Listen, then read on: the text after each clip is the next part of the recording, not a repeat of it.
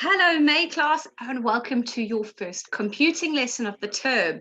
So in the previous term, we were looking at internet safety, and we're going to move on to something called stop animation, and it's the idea of a moving picture. So let me share my screen with you, and we will start our new topic.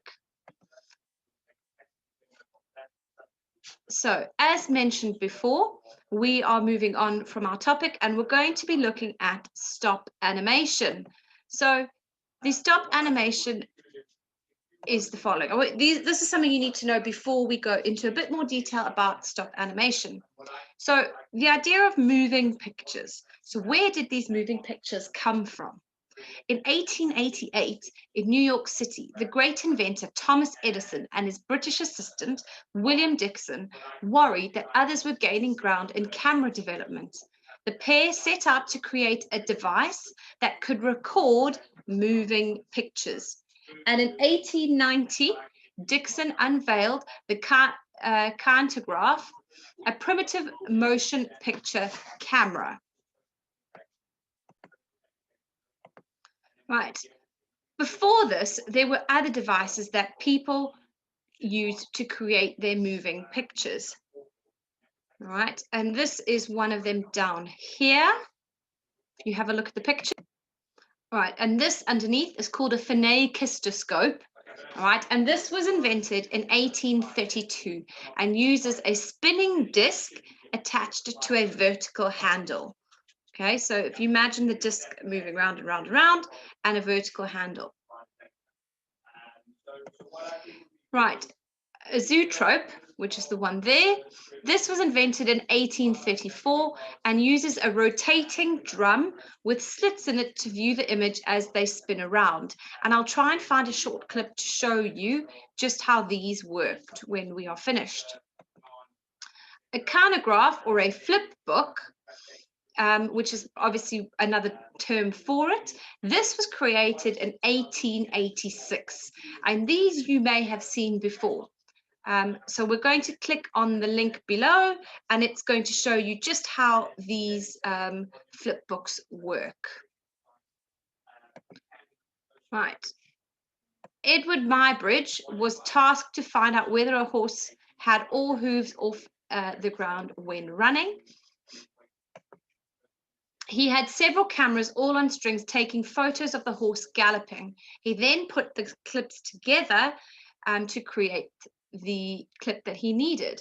And this would obviously then show him, if you look at this, to see whether or not a horse has all his hooves off the ground when it runs, or if it's at least got one or two. And you can see from this picture that actually there are moments when the horse has all its hooves off the ground. This one, for example, he doesn't have any hooves on the ground. This one he does. And if you can picture a flip book and how that worked, and you flip through it and it looks like it's moving, you'd be able to see then that obviously there was a point where it didn't have any hooves on the ground.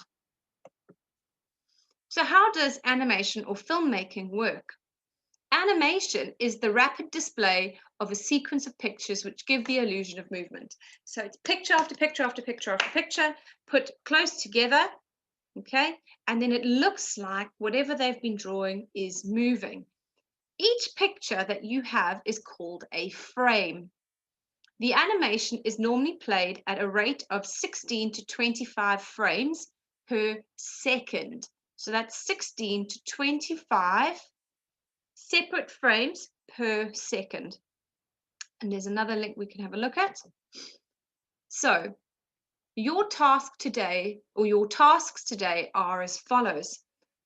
Can you create your own cartograph, a flip book, and post it on Tapestry? So you need quite a thick chunk of some paper, and then you would draw on each one, and then you flick it, and as you're flicking through it, it looks like the picture is moving. Create your own zoetrope and post it onto Tapestry. Remember, the zoetrope was the one that moved around. Can you create something like that? And then write a report on how moving pictures came about. So you may want to use Kiddle to do a little bit more research on that, but we're looking obviously at stop animation. So have a think about how a flipbook works, have a think about how a zoetrope works, if you're able to do that. And obviously this rotates, and then share all of this with us on Tapestry. I would love to see your flipbook and what you have come up with.